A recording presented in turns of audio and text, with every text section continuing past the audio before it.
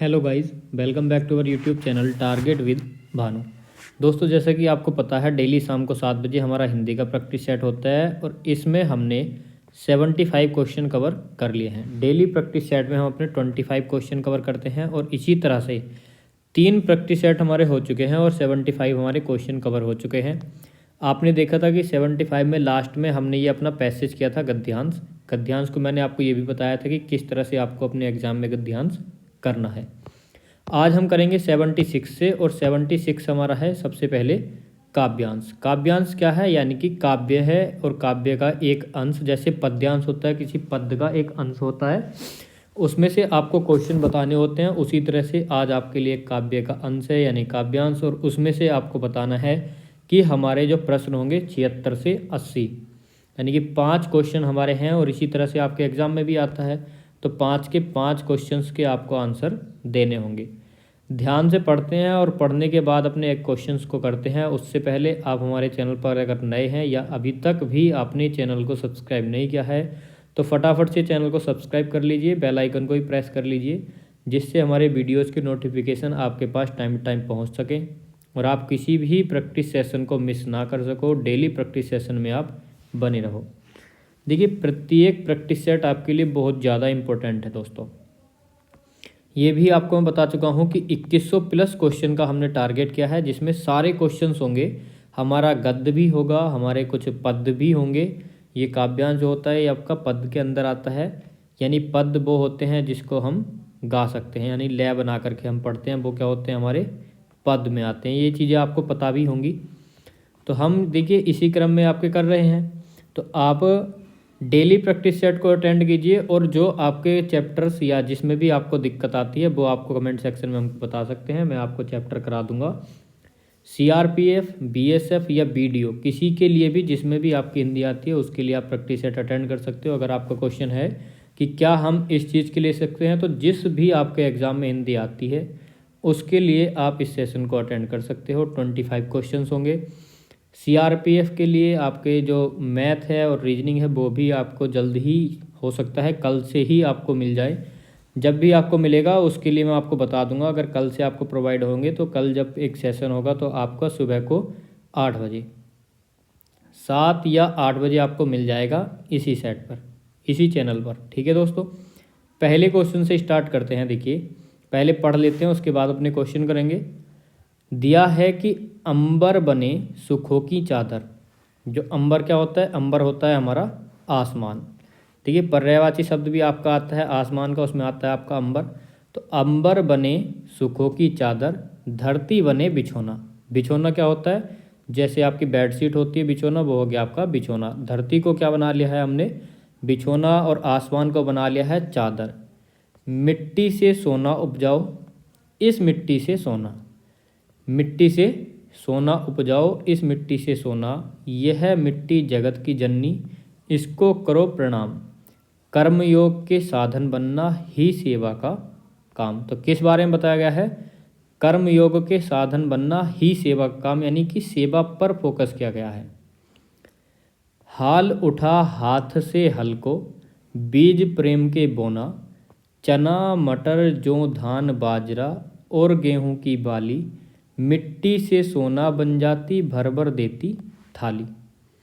ठीक है, समझ आ गया होगा, पढ़ भी लिया होगा। अगर आपको समझ नहीं आया या पढ़ आपने कोई भी दिक्कत है तो आप वीडियो को रोक करके या पीछे करके आप दोबारा से फिर से पढ़ सकते हो और उसके बाद अपने क्वेश्चन आंसर लगा सकते हो। डेली आपसे बोलता हूँ कि मेरे कराने से पहले ही अपना क्वेश्चन कर लिया कीजिए, जिससे आपको देखिए पता चल सके कि आपके कितने क्वेश्चन ठीक है और कितने गलत। पहला क्वेश्चन हमको दिया है 84, और यहाँ पर आपको बताना है कौन सा शब्द प्रत्यय युक्त है, जिसमें प्रत्यय है। 1 मिनट, मुझे लगता है कि ये अलग क्वेश्चन आ गया। 76 ये है हमारा, ये थोड़ा आगे भी था, यहाँ तक हमने पढ़ लिया था। मिट्टी से सोना बन जाती, भर भर देती थाली, और आगे भी है थोड़ा, हम गलत क्वेश्चन पर पहुँच गए थे। दूध दही पी पी मुस्काए मेरा श्याम सलोना, हीरा मोती लाल बहादुर कह कह तुम्हें पुकारे। यानी कि पुकार रहे हैं हीरा मोती लाल या बहादुर, खुशहाली हर घर में लाए बिगड़ी दशा सुधारे। पहला क्वेश्चन, क्वेश्चन नंबर 76। पहला क्वेश्चन है कि अंबर किसकी चादर बने। तो अंबर किसकी चादर बन रहा था, सुखों की बन रहा था या दुखों की। तो आपने डायरेक्ट पढ़ा था कि अंबर बने सुखों की चादर, धरती बने बिछोना। तो ऑप्शन नंबर डी, दुख, दास्तान या भावना, कोई सा आपको नहीं दिया था। तो कितना इजी है। अगला है, यह मिट्टी किसकी जननी है। अब देखिए मैं आपको दिखा भी देता हूँ कि यहाँ पर दिया था मिट्टी जननी वाली बात आई थी, कहाँ गया। यह मिट्टी जगत की जननी, यह मिट्टी जगत की जननी, जगती नहीं होगा, यह मिट्टी जगत की जननी। और आपसे सेम यही क्वेश्चन पूछा है कि मिट्टी किसकी जननी है, तो आपको बताना है जगत की। ये दिया है जगती, मिट्टी दिया था ना, यह मिट्टी जगती की जननी, तो क्या हो जाएगा जगत की जननी। अगला क्वेश्चन 78, और 78 में क्या दिया है दोस्तों, बताना है कि किसके साधक, ये आपको फिल इन द ब्लैंक्स बताना है कि इनमें से किसके साधक बनना पंक्ति की पूर्ति सही है। तो यानी कि भक्ति योग के साधक बनना, हठ योग, कर्म योग या ज्ञान योग। तो आपने देखा होगा कि आपको क्या दिया था, तो 78 का क्या था, डी, कर्म योग के साधक बनना।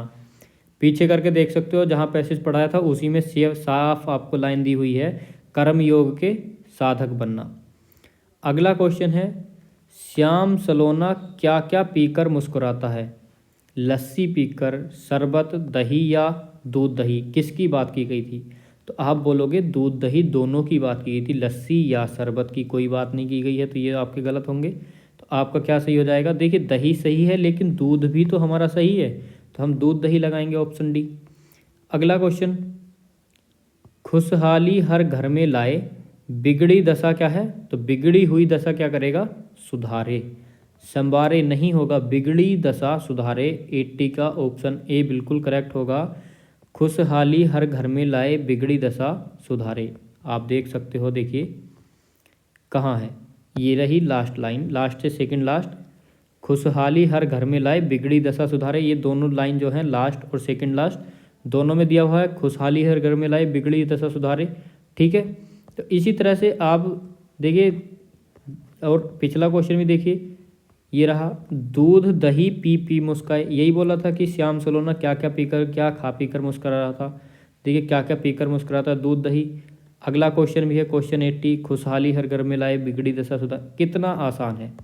तो आसान से आसान क्वेश्चन भी आपके लिए है और मॉडरेट क्वेश्चन भी है, इजी, मॉडरेट, हार्ड, तीनों टाइप के आपके लिए क्वेश्चन है।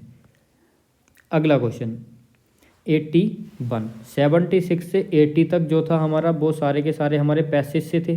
जो भी हमारा काव्यांश दिया गया था वो हमने करेक्ट कर लिए और आसानी से हो गए। उम्मीद करता हूँ कि सभी के 5 में से 5 होंगे। अगर उसमें इसके अलग कोई गलती करता है तो देखिए बिल्कुल गलती की कोई गुंजाइश नहीं है, जितना ये आसान है गलती नहीं होनी चाहिए। अगर किसी की होती है तो लेवल वीक है, बुरा लगेगा थोड़ी देर के लिए, लेकिन आपको मेहनत की ज़रूरत है, जिसका भी अगर एक भी गलत हुआ है।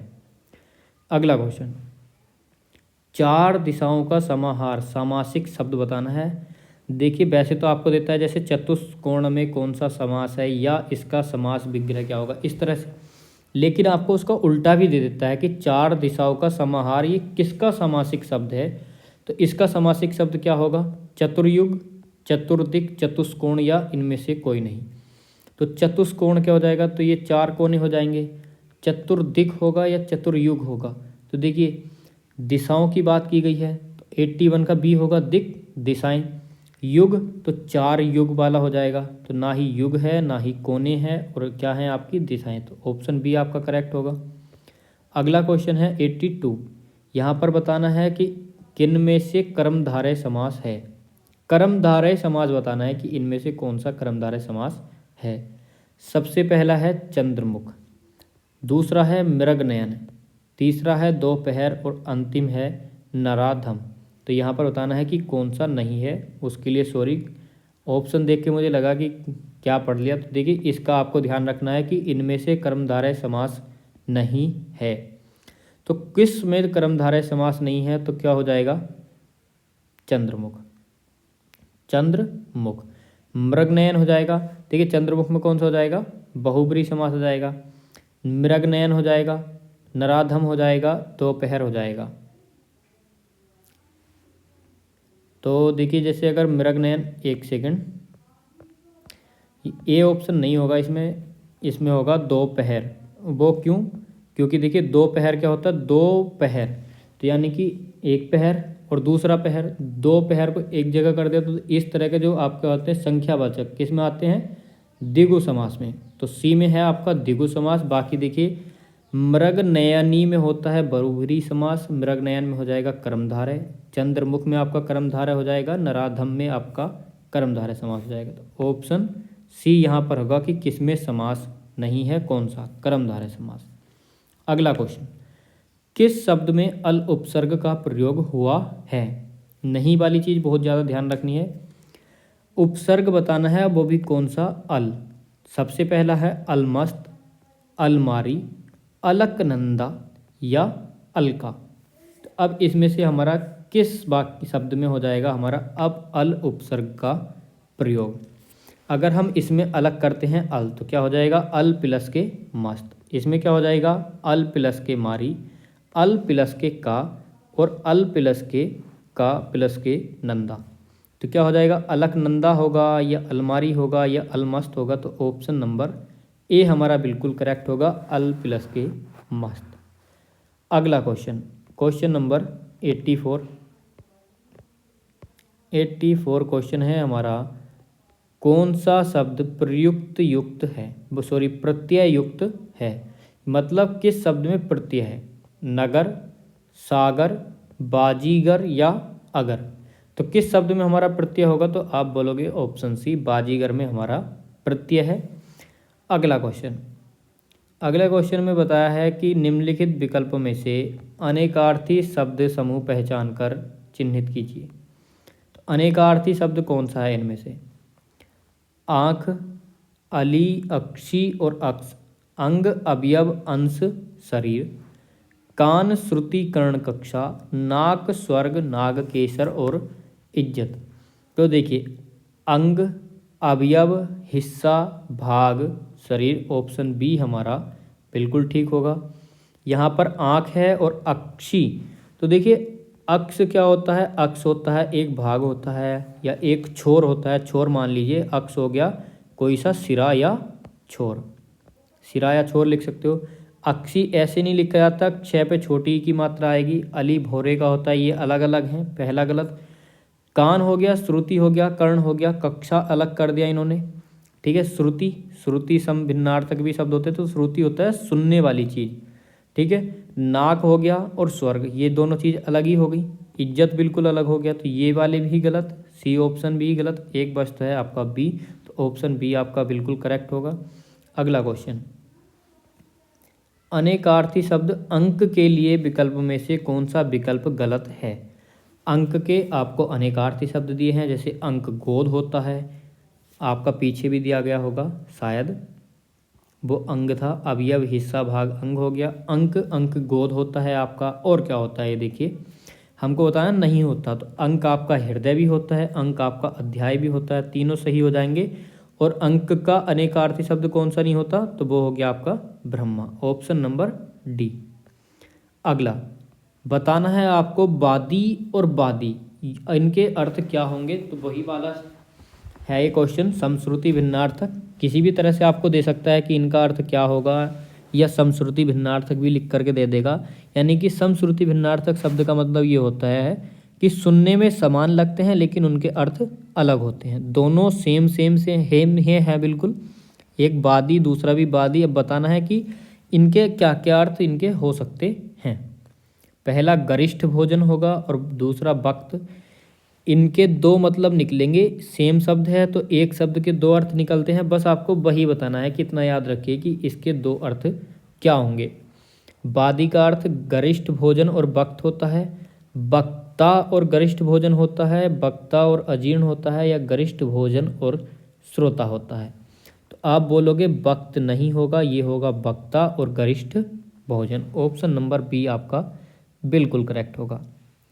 अगले क्वेश्चन की अगर हम बात करें तो अगला क्वेश्चन है आपका अंतर और अनंतर। अंतर और अनंतर शब्द युग्म के सही अर्थभेद। तो देखिए पहले अंतर का बताना है फिर अनंतर का। तो अंतर क्या होता है? किसी चीज़ में भिन्नता, और अनंतर बाद में। अंतर दूरी होती है और अनंतर निकटता होती है। अंतर मतभेद होता है, अनंतर मतैक्य होता है। अंतर अंतःकरण होता है और अनंतर ईर्ष्या होती है। तो कौन सा ऑप्शन हमारा करेक्ट होगा? तो अंतर होता है हमारी किसी चीज़ में भिन्नता, और अनंतर होता है बाद में। अंतर मतभेद भी होता है कि यानी कि उनके मतों में भेद है, यानी कि क्या क्या डिफरेंस है, लेकिन अनंतर का अर्थ गलत है, तो इसलिए आपको ध्यान रखना है। अगला क्वेश्चन है कि निम्न पंक्तियाँ किस भाषा के लोकगीत की हैं? तो ये जो आपकी पंक्तियाँ हैं तो ये किसी लोकगीत से प्रेरित हैं, और उस लोकगीत का बताना है कि किस भाषा का लोकगीत है। तो देखिए पूरब से आई रेलिया, पछियों ये आई जहाजिया, पिया के लादी ले गई हो, रेलिया होई गई मोरी सवतिया। पिया के लादी ले गई हो, तो ये ब्रज भाषा है, बुंदेली है, गढ़वाली है या अवधी भाषा है?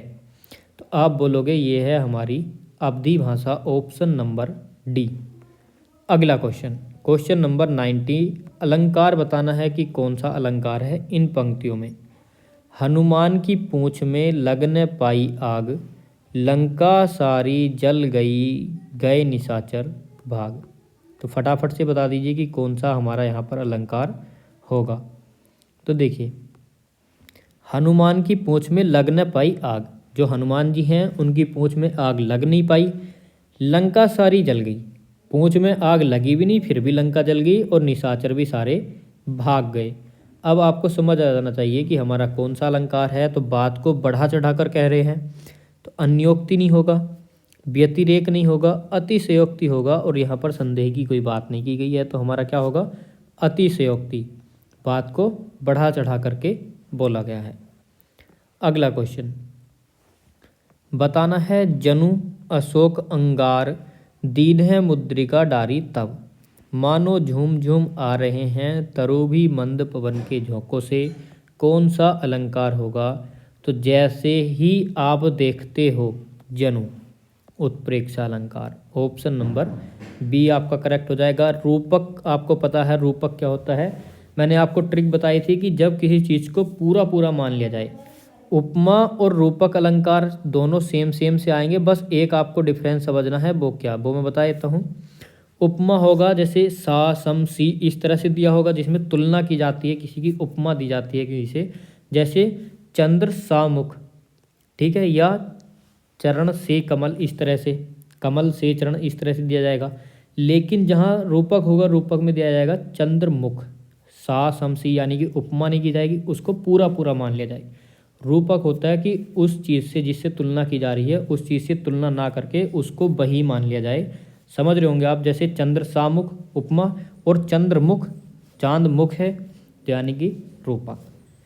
अगला क्वेश्चन, छंद की हर पंक्ति को चरण या क्या कहा जाता है?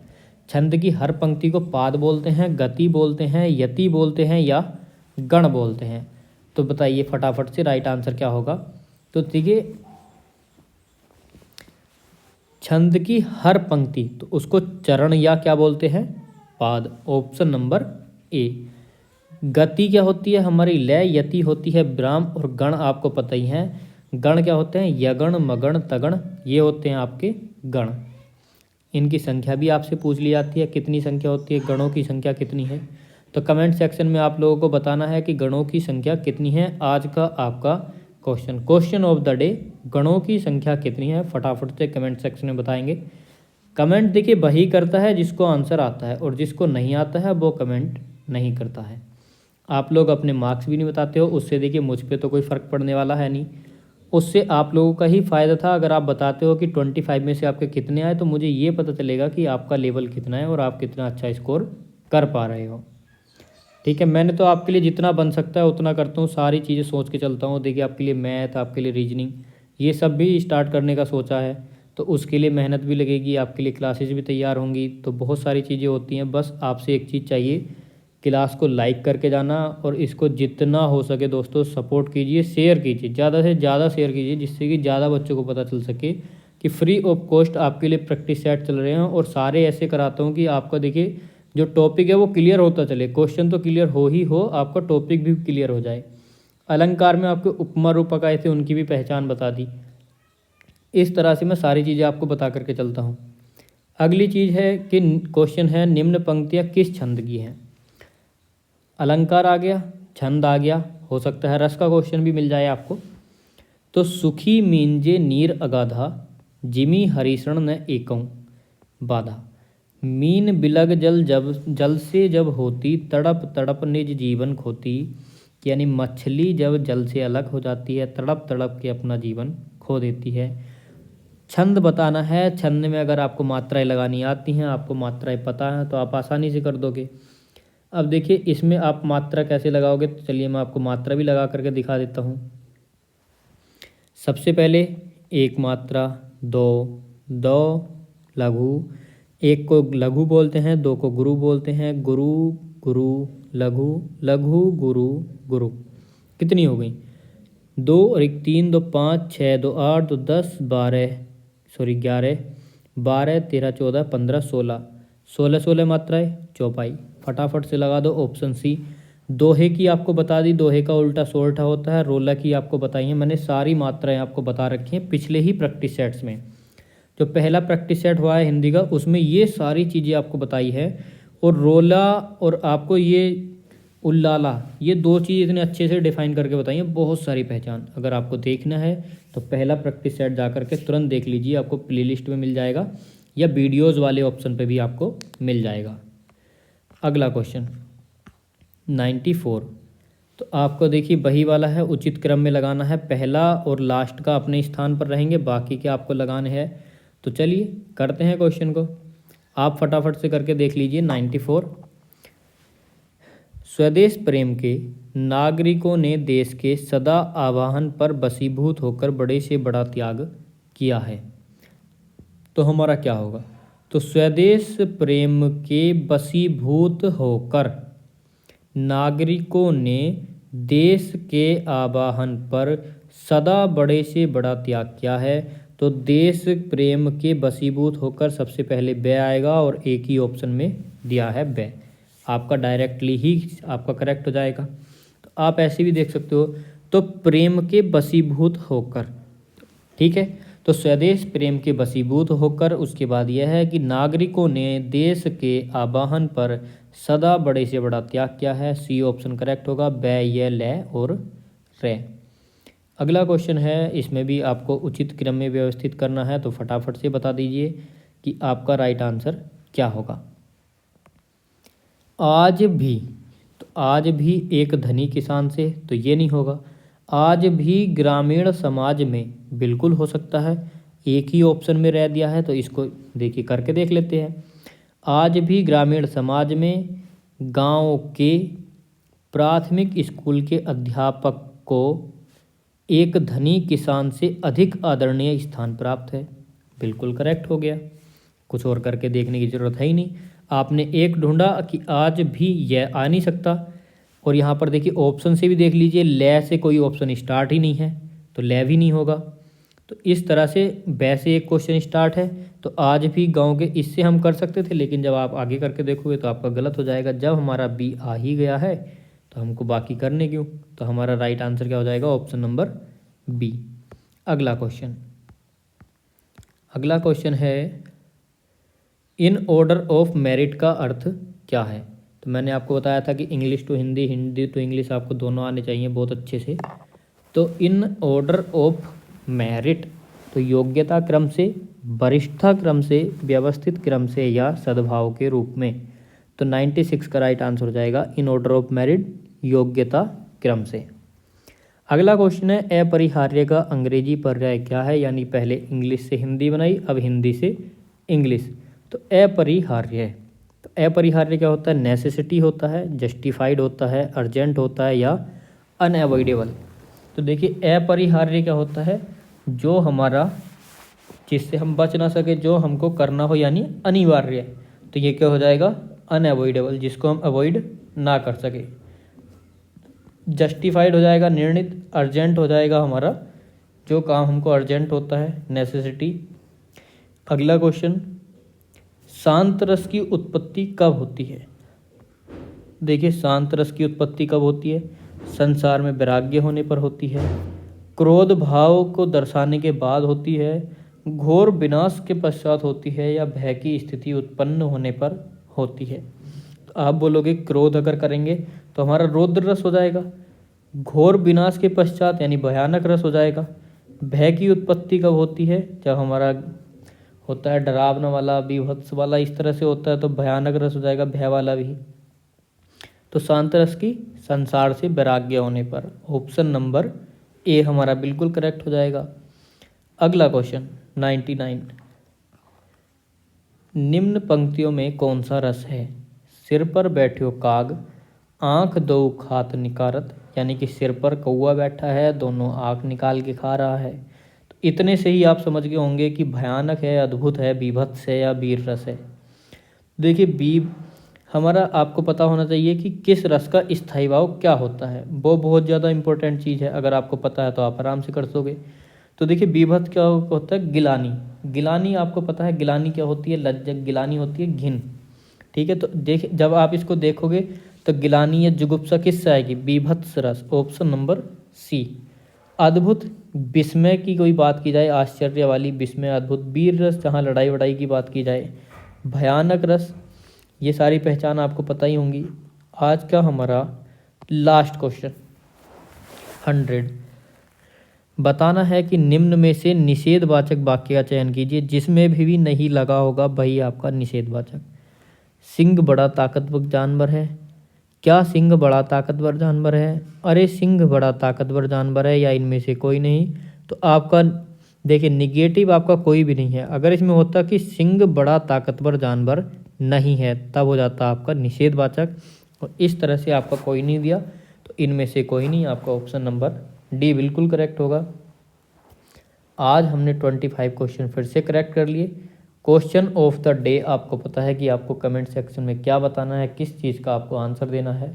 तो आपको बताना है गणों की संख्या कितनी है।